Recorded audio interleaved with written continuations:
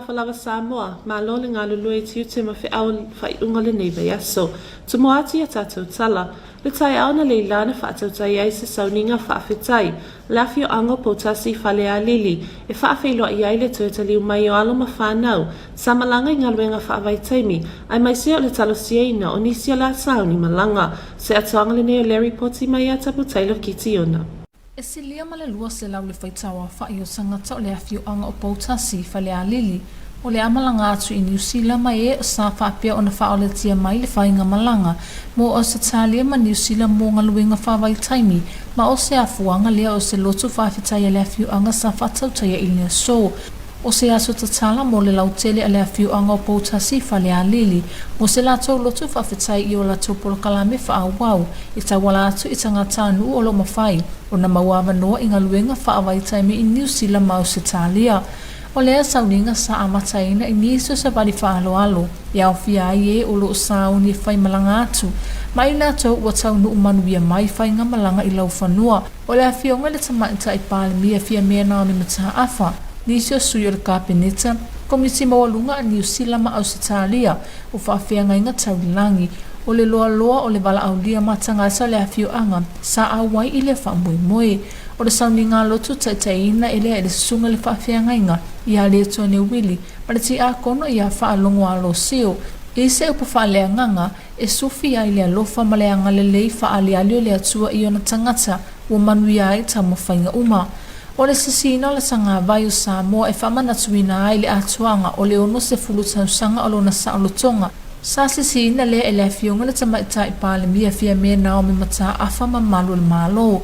Saunoa le fionga tuatanga loa cho, tāna saunuanga. E whamani no ai nisi o vaenga, ai meise le au whainga o e sa ngā lulua i nei avanoa.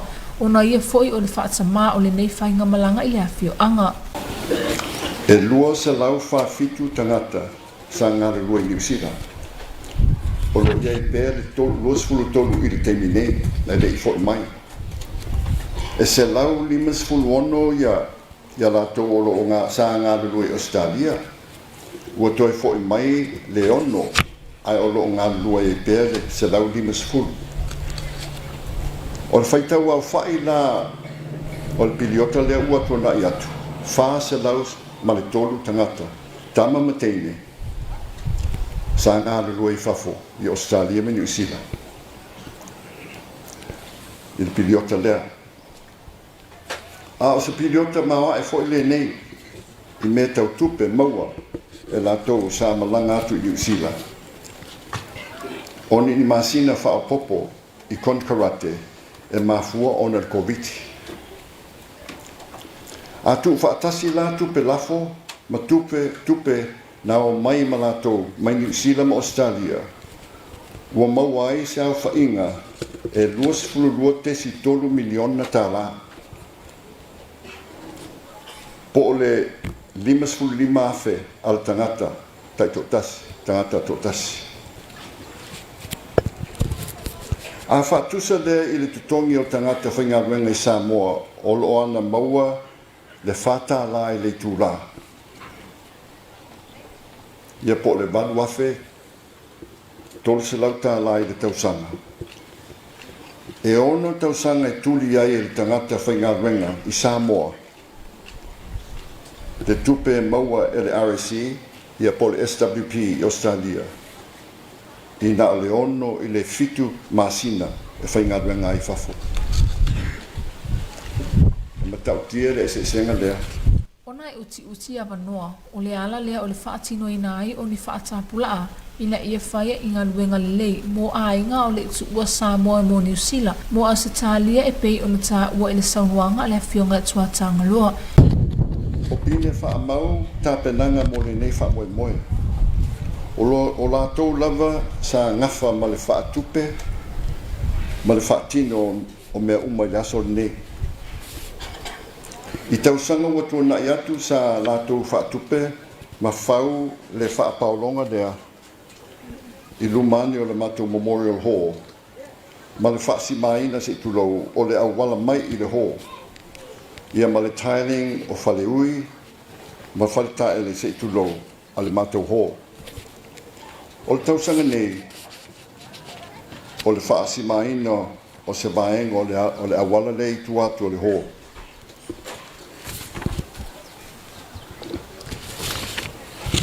Ua le ngate i lea, ai ua lātou whaatawaina fo i le sisi umanga. Ma le awhaina o le wha ofu i le kasa. O no ba lele ma taaba le afi, o lea ua whemalanga i ai nei. Ia se sisi lātou lea noa i o taaba le a lātou nei. Mai, o le nā ua tau tanga i atu fo i le tau anga i mai fo i le i tongtonginga o lo i ei le poloka fo i o le mātou vaenga. Ma le pokalame, ese le mātou ngofie. Le whapaanga i ma le society o sisi o manga. Ia malmutanga wenga puna o ma whanātura.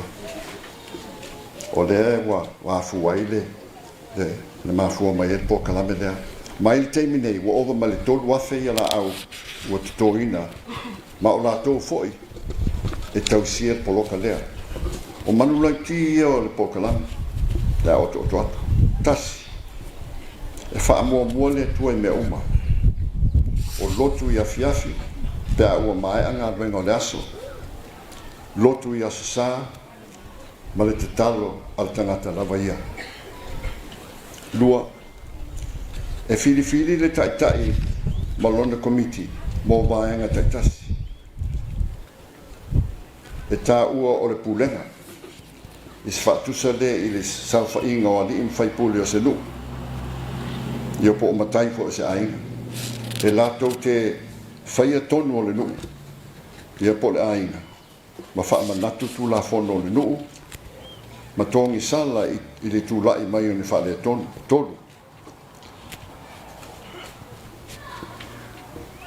O le avano fo i le sui ai a mio. Ia vea lātou ma tangata wha moina i te tonu ainga. Nuu ma e kalesia. Pea fo i mai. Wha. Ia whaini ati nae e tua i eile ainga. Ma le wha mama a venga i ainga o lo i fafo. O lo taunga tā fo i soi fuanga i New Zealand mo Australia. O le autu e whapea. A e ave seia i le o lo fiai, se tu lo. Le tu mau pea lo na fiai. A o ina le faiva o le whangota i le o lo fiai. E le toyo iai le fiai. Saunoa le whionga ta mai tai pāl mia fia mea nami masa a wha ile na saunoa nga au tū. Na sa wha leo ina i le loto o le whawhitai. I le wha maite le whioanga. Mo nei manuia moe o lo o fia sa ili manuia i atunu mamao. O le aso, e ato ia i le 15 tausanga nei por kalame. Talu ona whaatino por kalame o ngā luenga whaavai taimi. Ia le whoio whailo le whionga i atuatanga. 15 tausanga i New Zealand. Le wanga i atu le 5 tausanga i Australia. I le amatanga. Sa maua na o whale alili le whioanga sa maua avanoa mo ngā luenga whaavai taimi. E ese mai au malanga e kalesia. Ma whaala putonga. A o le nei wa whaasopolia le tele o nuu ma whioanga.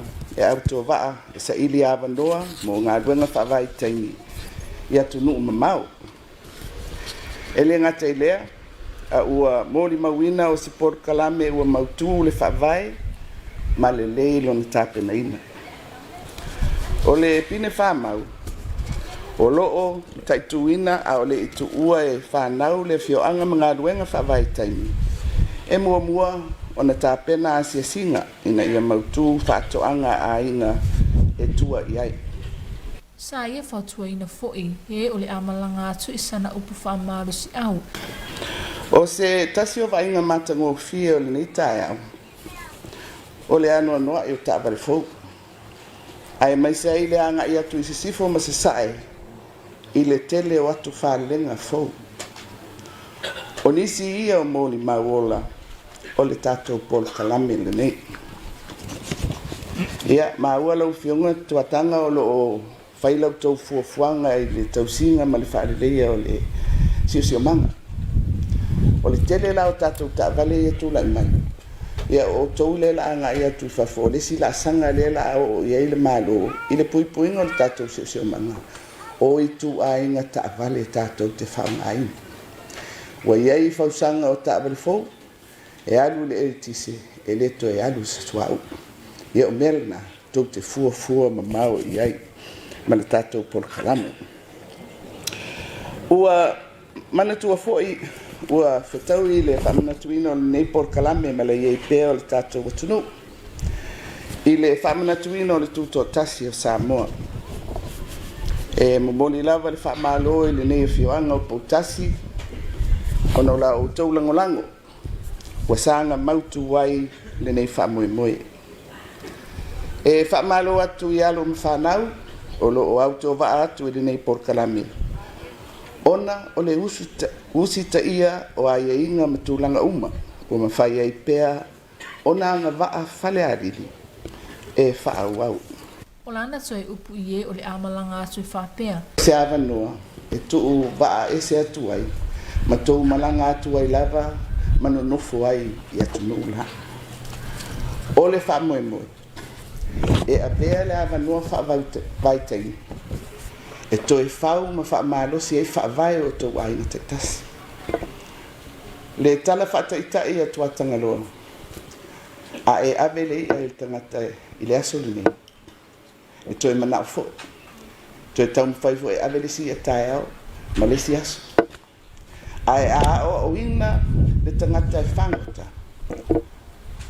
E mawhai lava ona tau ave na ia. Lona manao e a ngai atu i lo manao. O le mea le nae tupu i le tau ngā ruenga le whai, ma le tau mawhainga. A tuatanga loa ma le komiti. Ina ia aoa o ina o tau, o whai whaiva mō le lumanai, e tausi, ma tūto o tasi lo tau tamau aina, e whaaua wai. Ma o le anganga fōri nā o le tātou mālo, i lau tau vasenga i tama whanau. I le nei taimi o loutou malolosi. Toe whau, toe awa, awa le lumanai o oe malo aina. Ai toe fo i mai, e whau le tātou atunu. E lea ianisi e whaia le tātou atunu. E whai lava e tātou, mai te le lautou sawa. E tau wala, i le tau ngā luenga o lo whai. Ma le whaafai ngā luenga ina. O le tamau aina, le tau te tauti ngā ai, i le nei teim. O le whaafai ngā luenga ina, a ngā i le lumanai. O le tau maa aina lea ua tau wawe mai. O le tārisanga le nā, a o maua lo teim. Toe fo i mai. Fo i mai e whau le tātou atunu. O le tangata lava malana ngā luenga, tātou te ngā lue so tau au. E toi whau le tātou malo, a wā le tātou manuia lau tele. Taluna upāle mia, whesiri mai tangata e atea. O la sau wa inga fia me, mō Samoa. O la utali, o te manao i sa Samoa, e fia no nofo ai tangata Samoa. E whau le tātou atunu. Taptele kisiona mo lau Samoa Taulogologo. O le aso na nafi sa whaatino ai le sauninga, mo le whaatautonga o loia fau e toa lima, e le awhionga i le whaamasino sili o le malo Samoa, a whionga i asa tiu si matiwa perese, se atoanga le nei o le whaamoemoe. O le aso na nafi sa whaatautai ai sa sauninga o le whaatautoina o loia fau e toa lima, e aloa i ai le avea ma loia le whaamasinonga, i lumola na whionga le whaamasino sili, o le malo tutu atasi o Samoa, a whionga i asa tiu si matiwa perese, o i lātou nei sa whaatautoina, whaafo wai nets le au pepe, Elizabeth Jalina Tone, Mitiana Romeo Kaisami, Hope Lay Grayton, ma whaau uliuli kekea ko lia. Sa whaatumulia a inga o wō mai māsani, moli mawina le nei whaamoemoe ta aua, a o se laasanga fōua au sia e alo ma whanau. Sa maua le awa nolau Samoa Taulogologo, i whaatalatala noina i nisi o loia, sa whaatautoina. Ia momoe lava ona silevi inga male whawhitai le atua. Ia ona o nei whaamanu ianga o mwhai ona mātou maua. Ia o le nei fo ima tatia fo ia o le nei fo i profession fo wa mato ia ele fai mo fie tele ia lu tau e mai se o fenga tama to te fia ngai mato ia ai mato te fa mo lava i te so ani mai o le tu ina ia mafai ona mato fa tau luina ia kala uina fo i ua tofia i mato. Sasa no le afionga le whaamasino sili i lo ia sa whatau toina na ia whaamalo losi matawiwi i tafa o mole wala awina au whenga iei ma le tele olu i tau le ngā luenga ma ia tu mau le whaamaoni i le whaatinonga o ngā luenga i se whaatalatala noanga fo i ma se tasi o lo ia whaawina sa ia whaaliai. O le ngā luenga ia whaalo ia ele o se ngā luenga whaafisilingia pe whai ngōwhie ia o tatu maanga ma le ia whainga tāmalo i tauina fo i tangata. Ia ai vi ia bele tua ona o le tatofio o nei au ona whaatau waa ia whailea ma au auna ai mai se lea mo le bala awina la lea mo le tautuaina lo tātou atunu. Sama mori fo i le whaamalo si au le tamaita i loia ia whaafowa i net le au pepe ia i lato uma o ala ma whanawa lo ia i le miti ia avea ma lo ia le lumanai e uia le o se ala whaingo fie na ui mai ai se ia tini le whaamoemoi le asoana nafi ai o le tu maulawa le whaatutua i le atua e tau wai le taua a wā a whailawa ia i le loto e iai fo i le awala e whaiai le whanana i se kone mo lau Samoa Taulogologo. I se whainga pa anga le vaenga tūtono le oloa manu le University o Samoa, ma le UNESCO, ma le nua le alofa, o whaatino ina i neini a onga whaapitoa, mo i la taua iai a whianga tū mao le soifua, se atoanga le neo Larry Poti. I se whainga pa anga le vaenga tūtono le oloa manu le University o Samoa, ma le UNESCO, ma le nua le alofa, o whaatino ina i neini a onga whaapitoa, o i la taua iai a whianga tū mao le soifua, le nei a onga lo whaasolo nei sa amatalia i upolu le vai asona te nei. Maolo iei le whaamoemoe o le ao atu le motu te leisa la whai mo le masino se tema. Le whaamoemoe mawalunga lavo le nei a onga whaasolo i tua. Leuna ia leo anga waa mo i la taua iai a whianga tū mao le soifua. Le ia maua le to mai e ngālu loe ai i whale whai ngālu wenga. Ona e tu sai ma se ata whaata atia isu enga sa whaia. E na ole se 15% o i la taua iai a whianga tū mao le soifua. Lo ma whaio na maua awa noa e ngānu lue ai i whale whai ngānu wenga. Sasau noa le tamaita i pulo le ono amanu i vaenga o loo awe iai le whaama mawha le ono amanu. O mafuai le nei whaama ite moni awa onga. E peo le vaenga tāua lea i amana i le pulenga o tu spasi tawa loa. I tu ainga awa onga whaape nei. Le mawai tu si pasi anai o tātou tangata. E iai a whianga tu mau le soifua. Ia te talai le awa noa mo i la tau e whai ngā luenga ai, i whale whai ngā luenga. Ma le whaama mawhalawa le ia te tawa nai tangata e iai a whianga tū mau le soifua, ne iai ni a la fua e tā mawai, e iai fo ilo la tau awa noa mo ngā luenga, ma so se wha ala potonga, i amana i ailo la tau sao o to mai manga waa, le a whanana i se kone mo lau Samoa Taulogologo. Le whaisi na tātou mālolonga pōpō, mo nisi a tātou whaasalaunga whaapisi nisi, o na tau taliu mai lea mo le ngangana whaaperetania. Your TV2 News will be right back after this short commercial break.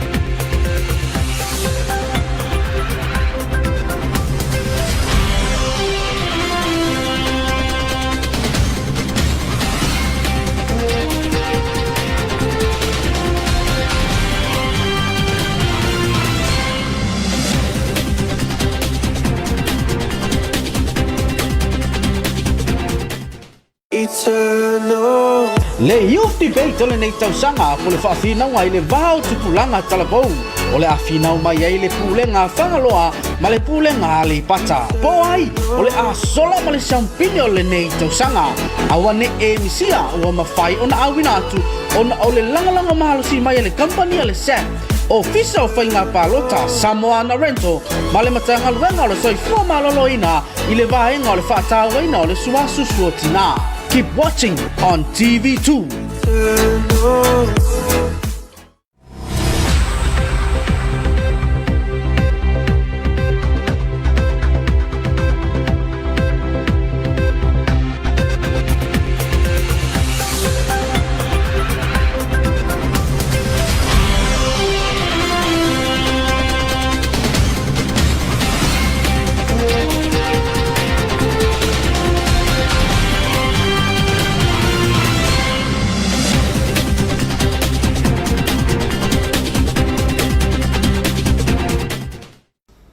Samoa, here's your TV2 news for the end of this week. Leading our bulletin, this morning a Thanksgiving service was held at Botasi Falealili for the safe arrival of their seasonal workers. Here's more on this report from Taputailo Kitiona. More than 200 seasonal workers of Botasi Falealili will soon leave for Australia, and that's the reason for the Thanksgiving held today for the community. A total of more than 200 workers from Botasi under the Falealili Seasonal Workers Program will leave for a good of the village. The ceremony was led by Reverend Leitoni Willie and Deacon Fa'alongo Aloseo, followed by our national anthem and raising the flag by Honourable Prime Minister Fiamena Mimata. The event was attended by Honourable Prime Minister, some members of Parliament, High Commissioner of New Zealand and Australia, the guests, family and friends. According to the founder of the Seasonal Workers Program, Swatanga Locho, the village and families of those who will leave for those opportunities are overwhelmed and with happiness for the chance they got. Botasi in his speech stated the purpose of this program and the total of those who will travel for these opportunities. But suffice for me to say that we have been with the New Zealand RSC for 15 years. We celebrate our 15 years this year, and 5 years with the Australian SWP. Let me summarize the highlights. This past season we have had a total of 247 men and women in New Zealand. No, men in New Zealand, no women. But 156 in Australia this last season. This season past has been exceptional in terms of monies made by our teams in both New Zealand and Australia. Monies sent and brought home by our teams total 22.3 million. 22.3 million. That's just our program.